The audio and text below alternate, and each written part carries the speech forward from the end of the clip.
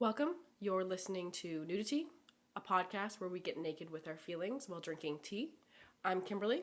And I'm Wendy. And on this podcast, we talk about a lot of life things. We like travel, food, talking about our pasts. Wow. Sorry, that got super dramatic all of a sudden. You're a very dramatic human being, so that makes sense. So I guess this is going to be more just like us going on and on about ourselves. But like under 40 minutes, so not on and on and on.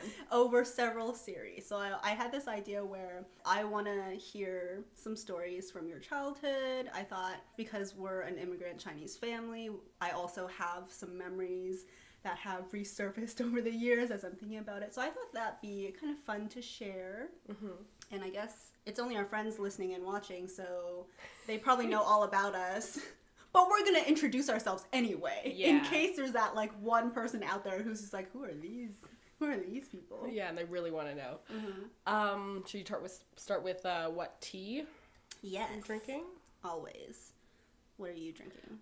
So I'm drinking cold 911. Basically, whenever any one of us is sick, we will be drinking this tea, so you'll know. One of these people is super sick. I woke up. I thought I was going to be getting better. I woke up, like, you know, like those old cats that always have sleep in their eyes, and you're like, they're just permanent? I, like, literally just kept pulling away sleep, and I'm all like, what is happening? Disgusting. I'm afraid tomorrow I'm going to wake up, and there's going to be, like, sealed shut. You know, whenever you had, like, a tournament the next day, and you, like, had this dream where you were playing the tournament with your eyes sealed shut of sleep and you couldn't get it off. I've had those before. This is probably what's going to happen tomorrow. So that's why I'm drinking cold 911. Yeah. Can't relate, but okay. I am just a teensy bit hungover. Gotta say. Had a wine night with a lab mate last night. It was great, but I had a terrible sleep and now I'm drinking Hong Kong milk tea. This whole video is also going to be just Kim hacking out a lung. Struggling not to cough. I'm going to do my best. Yes. Okay, so we have really gone off on a tangent here. What I wanted to do... We haven't even started with our stories. We tried and then we left. So what I wanted to try and do was have this series. It's not going to be a consecutive series by any means. It's just going to come up whenever we feel like it, / maybe sometimes we run out of ideas. Okay, that happens. We're not that many in. We're like, we are tapped out. After the Diva Cup, I was tapped out. That's the only one I wanted to do. Let's be real. So I wanted to have this series where we talk a little bit about the differences in our backgrounds, our cultures, our religions, kind of where we came from as people. And then I don't know, maybe this is just me being curious about slice of life things. Mm-hmm. I love everything slice of life, so I like hearing about other people's like upbringing, what they grew up doing, if they had siblings, what did you do with your siblings, that kind of thing. So that was the whole idea behind this series. I thought we could start by actually introducing ourselves properly because we've never actually done that before. Okay. Did you want to start? Since this is kind of Sure. your idea, I want to see how you want this structured. Kim's like, I don't know what's going on. Truth be told, I also don't know what's going on. Perfect. I just slapped this idea on there. Okay, so hello everyone. As you know, my name is Wendy. I am from a family of Chinese immigrants. We came over to Canada first when I was 7, and my parents are non-religious people. And I've grown up as a single child in this family. So all my stories are going to be related to all of the above. And about you. Yes. Okay. So I'm Kimberly. I grew up in a family of 8, so I have 5 siblings. Also grew up going to church. We went to a Christian Reformed church. Everyone asked me my denomination. I'm like, it's that. I don't really know what that means. I don't know. So basically, I just have I also grew up in the country on a farm. So I just have a lot of kind of stories revolving around that and my siblings and my families and how we actually, for the most part, got along. I know a lot of people maybe don't get along with their siblings, which makes me sad, but that happens. So that's a lot of my background. Mm-hmm. So maybe I should have prepared for this episode and actually written things down like you have, but... I guess some of the pros are I'm hella spoiled. First of all, being the only child is sometimes fantastic. You get all the love and attention from your parents, and that is it. I guess that's also a con in a way, because then you get all the love and attention, and sometimes that veers into more on the attention side, and sometimes that's a little restrictive, especially as a girl. In not just my culture, but in many cultures, I think parents are a little more protective of their daughters compared to their sons. And in Chinese culture especially, it's kind of like, oh, the daughter's precious, like she just needs to stay home and not go outside. No experiences for you.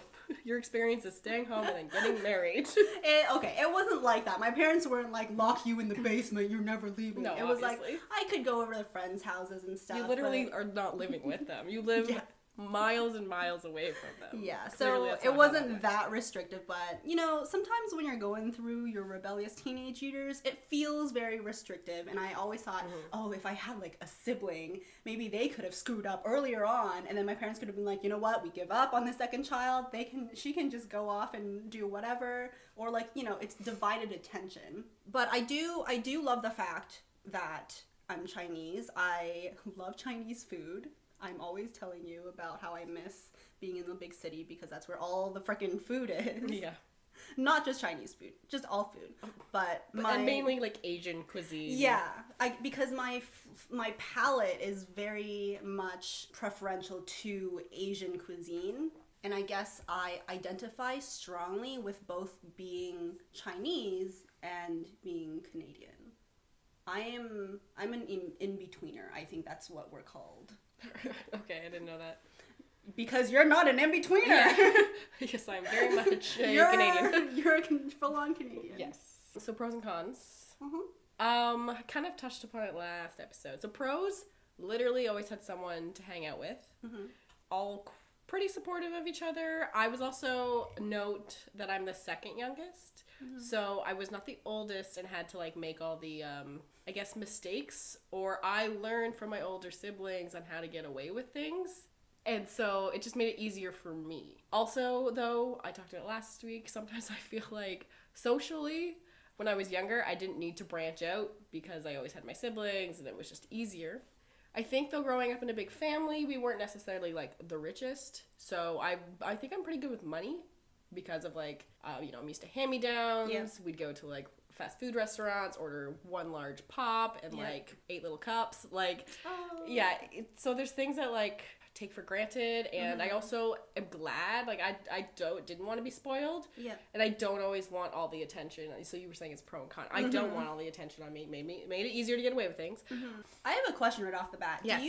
Because I feel like you're kind of hovering the line between an introverted and an extroverted person, and I feel like the older I get, the more introverted I become. And I don't want to attribute that fully to being an only child, but I almost feel like people who have siblings, from what I've observed, are much more able to be more accepting of social situations. I don't know. Maybe. It's not that I can't handle social situations. No. I think you do very well. I just really would prefer to be in my room alone forever. Well, I think if you actually were in your room alone forever, like... With my partner. With your partner. So you still need not someone. Not super alone. Yeah. I think I'm happiest when my partner and I are just, like, at home alone, hanging out. Yes, I know, you know, there's, like, you say there's some days where it's all, like, I literally just need to talk to me. And that's the only social interaction you need, which is fine because that's also me.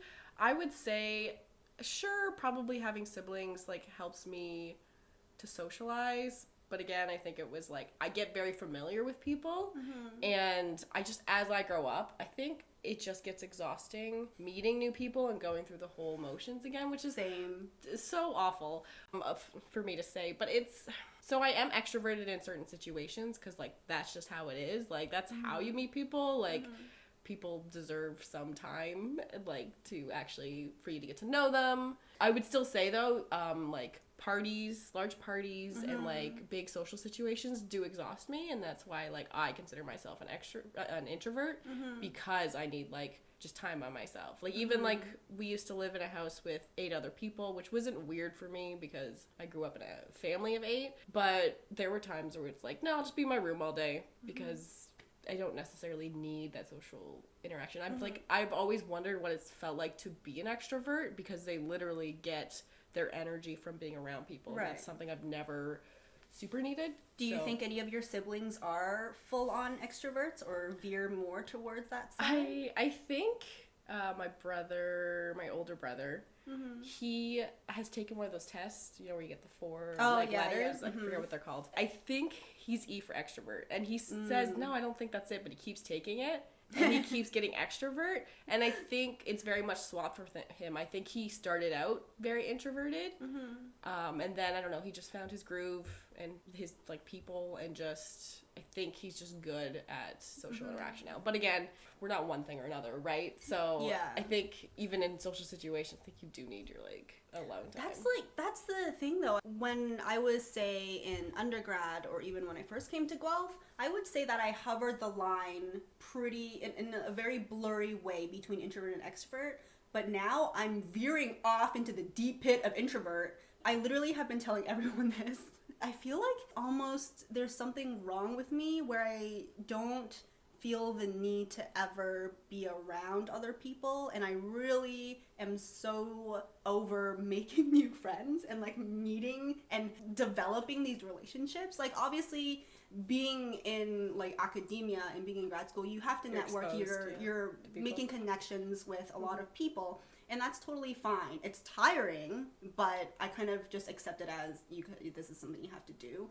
Being an only child in my childhood, like, am I just so used to that now that that's like where I'm most comfortable? I'm not sure. That's just like one thought that I had. I think it's also how we progress from like wanting quantity of friends to quality. That's true. So you eventually like really get close to some people. Social, like, making plans, it just takes up so much of your time. So you feel less and less like, oh, I don't really know this person that well. And you really start to think, do I want to like know this person like more? Is this social interaction that we're gonna do even worth it? Okay. Maybe. So maybe like not super related to. It might be though. Like, I don't know. Who knows? I don't know. Okay, so I thought we could share some childhood memories that have really stuck with us throughout the years. Do you want to start? No, you're going to start. Because again, I really don't, like, I have a few things. I want to know what you were thinking about, like, what are these stories? Like, I've never been good at kind of telling my story. They're very short. So I want to see how you They're very short or very long. Yeah. Yeah, but Kim, the thing is, I also don't have a structure. Fine. Okay, so one memory that elicited this whole idea for this series, I don't know why, like, this is related at all, but there's only one story you want to tell me, and this is now a series we're doing. That's exactly what happened. I'm not even gonna try and hide it. Okay, so the story was, I think this was in grade 6. I was in French immersion, and that was my second year in French immersion. And our teacher, Madame Edouard, she was super, super helpful when I first transitioned into French immersion, because most kids in the class, they had been in French immersion since they started school. So me coming in grade 5 was kind of like a weird big thing to do, and she was super supportive. She was extra helpful, and she was actually retiring when I was going into 6th grade. No, at the end of 6th grade. My parents, knowing that she had been really helpful to me and that I really liked her a lot, despite her hatred for Harry Potter and witches in general, just gonna put that out there. Wrote her off right away. She was some sort of religious. Anyway, not the point. I still really, really loved her, and I felt sad at the time that she was going to be going away because she wasn't going to be around for the next 2 years of my elementary school experience. And I told my mom about it, and I told her like super late, because I think I also found out kind of late. One of her last days or something, and that morning I was like, oh, Mom, Madame Edouard, she's retiring and we're not going to see her anymore. And then I just went off to school to like do my thing. And then my mom, because we always have this thing where moms just want to like feed everyone. And, like, food was a big thing. Everyone who would come over, they would get food. You would go anywhere, she would pack food. Yep. She brought an entire bucket-sized, like, pot of stir-fried noodles into our like afternoon period class, and it was very disruptive, first of all, but also hilarious because like she had to feed, she wanted to show her appreciation to Madame Edouard, but she also didn't really know what to do, and she's like, oh, but there's all these young kids, I'm just gonna make a shit ton of noodles, that's what I'm gonna do. That's what the kids want. And that's what she, noodles. I mean, like, everyone, no, you they know, generally likes Chinese food, right? That's true, yeah. So she used our steamer pot, which is no joke, like it's wider than me and about the height of my entire torso. Yeah. That thing was filled with so many noodles. Could have fed the whole school, basically. So many noodles, and we had maybe like half of that left over because we were all grade 6 people. It was after lunch. Like, what were we supposed to do with all these noodles? Anyway, my mom brought these noodles in. It was like a huge commotion. I had no clue that she was going to do this. We basically had to like stop class, from what I remember. Maybe Madame Edouard knew about it somehow. I don't know. We like set up this table in the middle of the class, and she like had the giant pot there, and then she just had to start spooning out these noodles to give to everyone in the class.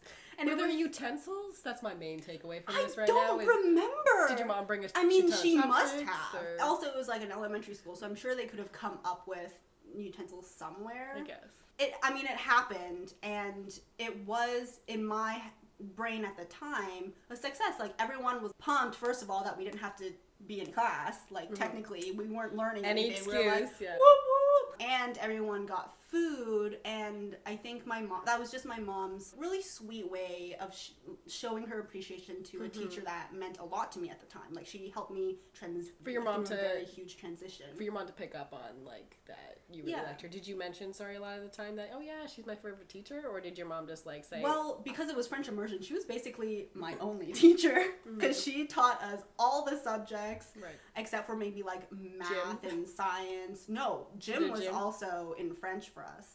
So, you know, she was just a big part of my life. And I did like her, and I'm sure my parents could tell. So that my mom just wanted to thank her in her own way.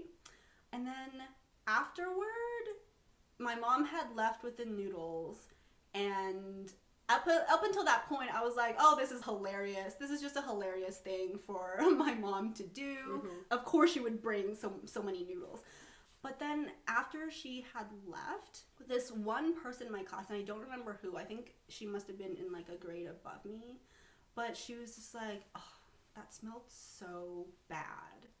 Like, I couldn't eat any of that. Like, it just smelled so weird.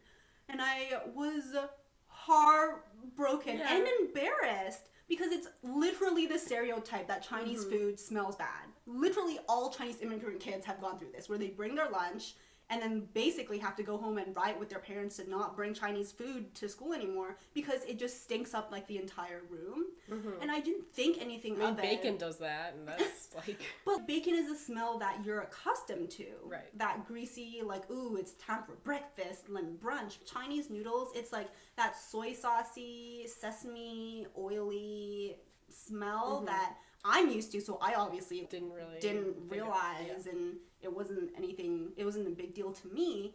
But then afterwards, she didn't even say this to me. It was because she was talking to other people, and I overheard it. And I almost feel like that made it worse, because I'm like, people are basically talking behind my back. Oh, that was like super gross. We didn't like the smell of that. We don't like this food. Why did she bring this food? And I felt awful, because my mom is just doing this out of the pure kindness of my heart. Like, what a wholesome thing to do. What am I supposed to do? Like, go home and be like, oh, Mom, I wish you hadn't done that. Now I'm embarrassed because you stuck up the entire classroom. That's not what she meant to do. She provided free food, and she stopped learning. I think those are both... She stopped education. Those are great things when you're in grade 6, honestly. So, I think the girl wasn't used to it, and then, was just being a bitch. I'm just going to say it. Like, but then after that point, I insisted on bringing my own lunch to school. I, picked out what I wanted for lunch. And my parents were they allowed a lot of freedom in that aspect. I remember bringing shit foods for lunch. Pre-made danishes that come in like a 7-pack or an 8-pack or something that you get from Walmart. I had one of those for lunch every single day for who knows how long. And that's all I ate for lunch because I, first of all, like didn't really know what white people had for lunch. I see that you're eating a sandwich, but I don't really know what that's about. And you guys seem to be super jealous of me when I bring in like Danishes and like cheese croissants and shit. So I'm gonna keep doing that. Instead of being ashamed of the food that I was bringing in, I kind of wanted to be like, oh, I'm a part of you, but I'm also so like, better. I got the goods. That was just one of the things that came up in my head the other day before falling asleep, and then I was like, ugh, the shame. And then it stayed up for like another 20 minutes. Kids are mean and insensitive, and they don't know it a lot of some of the time. That's her opinion. Yeah. Like, she's totally entitled to not like that smell and not like Chinese food, and that's totally fine. But I think as a young kid, it was a big deal for me. There's a certain level of tact one learns as they're growing up. Maybe after 6th grade, because clearly that was not happening. But that's really sweet that your mom did that. I thought this was going to be, when you started, like, there was this one great teacher and she was going to retire. I thought your mom was going to, like, talk her out to like, stay on for 2 more years or get her to privately, like, tutor you or something. That took a very different turn than You know what? My mom probably did do at least one of those things. Let's be real. She probably begged Madame Edouard to not retire. Passed her some money. Yeah, who knows? The noodles, actually a bribe. Okay. Give me a second while I decide what I want to talk about. How many things did you write down? It was more of a, like, games you make up when you're... Do you want to hear about that? I also have a longer story I can talk about when we were on, like, our trip to Alaska. Okay. So, when I was... I don't even know what age. It was a while ago. It was back in, like, 2000, 2001. My father sold the farm. So we had a little bit of money at that point, and my parents decided, let's go on a 36-day road trip to Alaska and back. So I've seen a lot of Canada, east and west. I just haven't seen 2 territories. But we had this, like, 12-seater van. Like, came in handy since Eric and I both did sports. And basically it's all like, oh, can your mom drive? Cool. Whole team, excellent. Everyone pile on in. Exactly. It's adorable. And so, yeah, there's 10 of us in this car because 2 of my grandparents came. Wow. Yeah.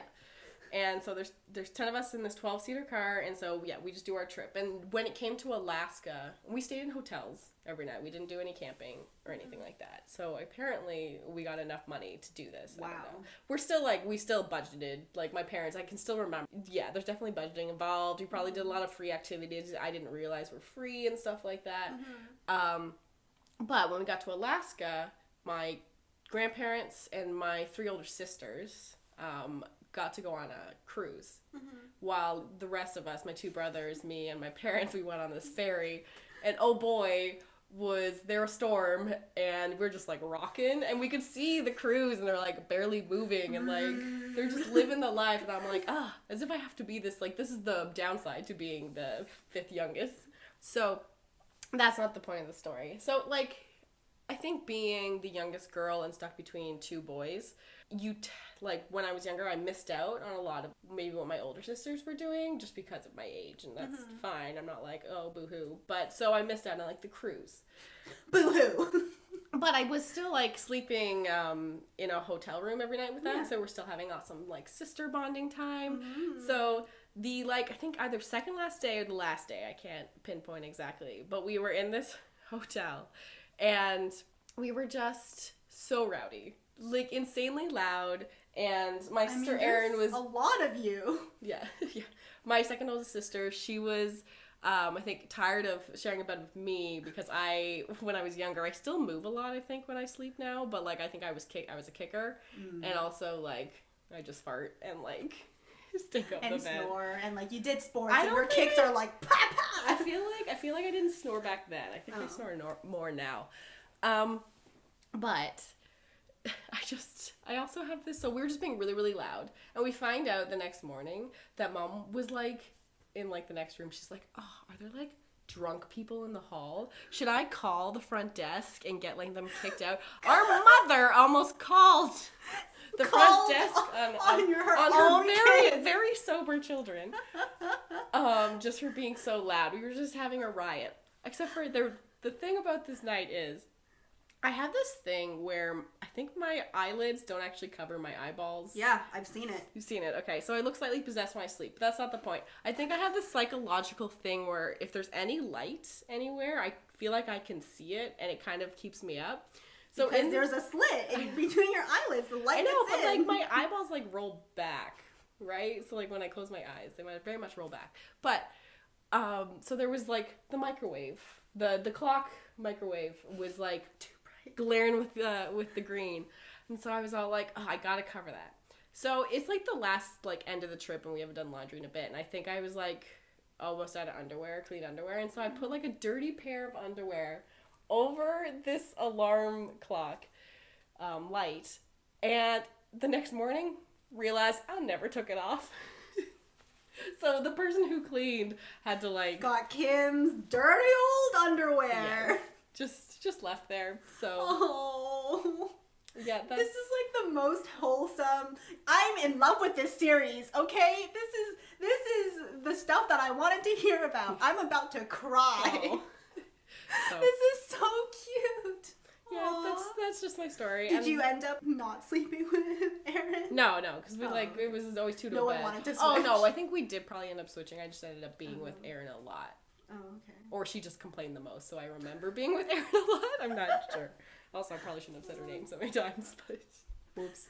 I bet there are so many other stories from that Alaska trip. You gotta bank those. I know. The for problem future is, series. I'm like, I was younger, so I find like my memories of when I was younger are not super vivid. No, I think So- that's the interesting thing as well, because I find that I'll have certain memories of things that happened when I was younger, and either my memory Just leave it. either my memory is super warped as a young child, like maybe I just remember time and like things differently, or my parents, like too many things happened when I was younger and they remember it differently because my version does not match up. It's your point of view, right? Yeah, So- like sometimes I'll remember things happening and they're like, oh, it didn't happen like that, or like, we never said that. And I'm like, yes you did. I was super traumatized. That's why I recorded remembered. you. Here it is. No. That's the way to go, apparently. But yeah, I feel like it's interesting to get that childish perspective, because sometimes now we're like, how did that even happen? Like, was that an actual thing that happened? I feel like that's very interesting to me as well. Child psychology. I'll read up on it after this episode, so I have notes next time. Perfect. So we're definitely out of time to go through the rest of the list of things that I wanted to cover. Yeah. I think so. We've been talking for a long time. Maybe just like end off with my ode to parent note, because I feel like that'd be a nice thing to end with.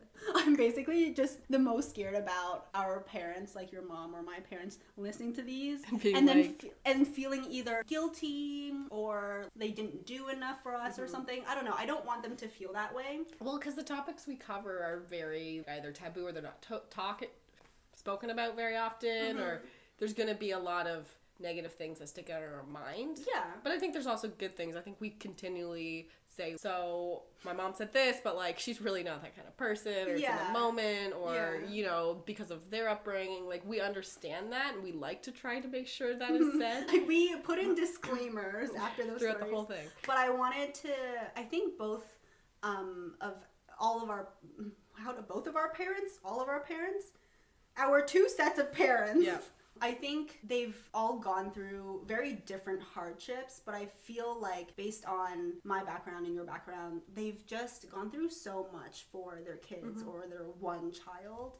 And I want them to know that we really appreciate that. That's the fact that you're financially responsible, and my mom made most of our meals. Like I don't necessarily eat out a lot because I'm not used to that. There was never a point where, even though we were like maybe on the poor end, again, I don't even know how much money we had, because they were pretty good at just like, they knew what to do financially, and we never went hungry, and we went on a trip, for goodness sake. Like, who wants to plan a 36-day road trip with their, like, children? One of them probably being, like, 10, 12. Like, I'm probably, like, 12 or 11. I don't even know. And, like, we did multiple trips. We did, like, trips down to, like, Florida, like, twice. And we went out east. So they created a really, really great childhood for me, even though sometimes I'm like, oh, why didn't they do this? Yeah, they did the best I think they could with their upbringing, like, whatever they learned from their upbringing. I think they've done a pretty good job. And, like, I was very healthy. Like, all their kids are great. I was able to do healthy sports. Like, Eric and I, we're the only sports two. Are expensive. I think they got a little lucky because we picked maybe the cheaper sports, i.e. not a lot of equipment was involved. Not hockey. But, like, I did, like, rep basketball, which is just, like, anything above, like, high school sports is rep.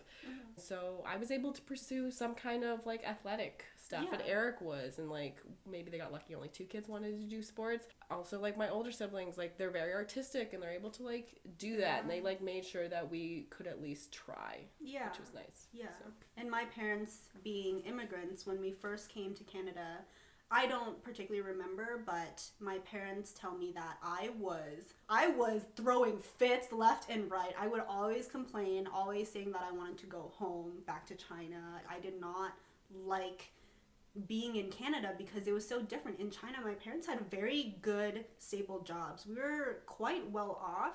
We lived in this condo apartment. It was bright. I still remember that condo vividly. Like, I had piles and piles of toys, and our neighbors were really close with us. I would go to other people's houses for dinner all the time, and we'd play, like, all the children would play together. It was a very wonderful environment from what I remember. And then when we first moved to Canada, first of all, we were in Ottawa, stuck in this, like, crap tiny hole of an apartment for who knows how long. Like, the toaster wasn't even working. It was a bad time. And that was just, like, the first piece of us transitioning into our life. Then we moved into this basement apartment where I slept in, like, a little bed in the living room, and my parents had their own little separate space.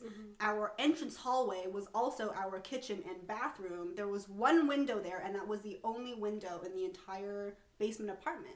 It was, like, obviously it was such a hard time for my parents because we weren't coming with a ton of money, because, like, Chinese dollars converted to Canadian dollars is, like, nothing. And they were trying to find jobs, and obviously my mom was a very, I don't want to say famous, but it always seemed like she was famous because, like, everyone knew her. She was, like, a really well-known English teacher in her school. My dad was doing business, and they were coming to this country and not having the same jobs that they were used to, and basically settling for jobs that they're overqualified for. And then having me towing me along and having me, like, cry all the time and be a sissy baby about moving to Canada. But, like, that was all for me, though. Like, they immigrated to Canada because they knew about how children grew up in China, which is just really hard. Like, you do school so until you're basically soulless. Like, the kids stay in school for so many hours a day. There's that national exam that everyone has to take to get into university, and it's just very hard on kids in China. And they were like, you know what? I feel like that's not great for us. Like, let's go to Canada, even though we're gonna have literally nothing, and try and make a better life for our one child. And that was really, I think that's really fantastic of them to do, because it was obviously going to be scary for them as well. And I just have, like, memories of us walking around neighborhoods and, like, finding random things that other people had thrown out and put on the curb for the garbage pickup. You do that now. You're like, okay, you know what? It's literally, I'm the same person as I was back then. Or maybe my parents have, like, instilled this thing in me where if I see something nice on the curb, I'm like, ooh, it's mine now. But, like, when we first came to Canada, that was, like, a necessity. We actually needed certain things. We couldn't afford them. Or, like, we had no way of going to the store and bringing it back. I called this section of the podcast the Ode to Parents, because I just want them to know that if ever in our little stories in this series it feels like we're, like, hating on them, or, like, hating on the environment that we grew up in, those are just things that stick out in our minds from what we remember when we were children, but that's in no way us being frustrated or regretting the way that we grew up. Yep. Yeah, and I think our parents, they all did a really great job. It is. I have no idea what the next episode is going to be. Maybe long distance relationship. Maybe a long distance relationship. Maybe another one of these, because I think this is just so pure and I think we'll have to sprinkle these throughout, though, because I think this is mainly for us. I've literally almost cried 3 times in this. Have you seen me tearing up? I have some pretty, like, negative stories that don't, like, about my childhood, not, like, regarding my siblings or my parents, just, like... Yeah, kids. and I have, like, some negative things that I want to talk about, too. But I think we started off... You gotta start off a little happy. Happier. I mean, I guess mine wasn't that happy. No, but like, it was, like, your mom did something so sweet. Yeah, it was just a sucks very that, sweet like, act. the girl And it wasn't said even that thing her so fault. loud. It wasn't even her fault. Say I things think in whispers. So. Just, if it's not nice, don't say it at all. Yes. Or, yeah. Something Linda would say. Thank you for listening to this episode of Nudity. If you want to contact us, you can contact us by email with nuditypodcast@gmail.com. We also have an Instagram called Nudity Podcast that you can follow. That is solely me because Wendy refuses to market for this. So I'm not always on top of it, but I will try. Listen, we said you were the marketing director, okay? That's not my job. Obviously, we're on YouTube as Nudity. We're also on Podbean and iTunes. I think that's it, right? I'm gonna try to get us on, I think, Google Play at some point. So for Android people, but we'll let you know when that happens. been busy. So things are slowing down now. So that'll hopefully be happening. So Okay, thanks for listening. bye. Bye.